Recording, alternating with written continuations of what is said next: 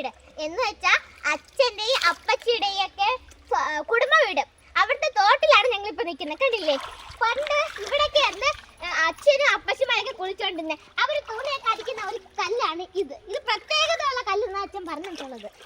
ഇതൊക്കെ ഓർമ്മ അറിയാൻ പറ്റില്ല. നമ്മളൊക്കെ ഒന്നും ഇല്ലായിരുന്നല്ലോ ചെറിയ പ്രായത്തിൽ, 1, 2, 3, 4. പക്ഷെ ഈ വെള്ളം അന്ന് തെളിഞ്ഞ വെള്ളമായിരുന്നു. ഇപ്പൊ അറിയാൻ വയ്യ അഴുക്കുള്ളതാണല്ലോ.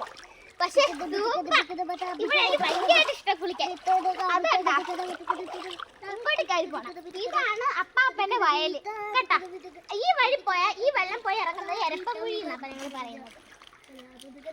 അടുത്ത വീഡിയോയിൽ ഞങ്ങൾ എരപ്പൻകുഴി കാണിക്കുന്നു. ഇത് ഈ 2 പേരാണ് നമ്മളെ എന്റെ ഇത് അച്ചാച്ചൻ അനിയ ശംഭു. ഇവര് 2 പേരായിട്ട് ഞങ്ങളിപ്പോ താഴെ വന്നിരിക്കുന്നത്. ഞങ്ങളെ ഏറ്റവും ഇഷ്ടപ്പെട്ട തോടെന്ന് വെച്ചാൽ ഇതാ. ഇത് കഴിഞ്ഞിട്ടേ നമുക്ക് വേറെ തോടേ ഉള്ളൂ. നമുക്ക് എപ്പോ വേണമെങ്കിലും ഇവിടെ വന്ന് ഇറങ്ങാം. പക്ഷെ ഉച്ചയ്ക്കൊന്നും ഇറങ്ങാൻ പറ്റത്തില്ല, ഈ വെയില് അങ്ങനെ. പിന്നെ ഒരു കാര്യം കൂടെ ഉണ്ട്. അച്ചാച്ചൻ പറഞ്ഞു തന്നേ, ക്യാമറമാൻ നമ്മളെ അച്ചുമാമനാണ് കേട്ടാ. അപ്പാപ്പന്റെ മോനാണ് മൂത്തത്. കിങ്ങിനെ കുഞ്ഞ് ഇപ്പൊ ഇവിടെ ഇല്ല. എന്നാലും സൂപ്പർ, നല്ല കുളിക്കാനൊക്കെ തോന്നും. പക്ഷെ കുളിക്കില്ല.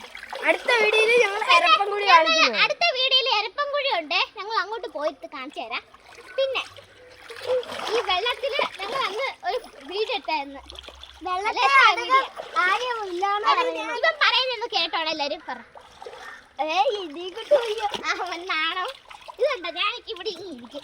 കണ്ടോ ചാടി ചാടി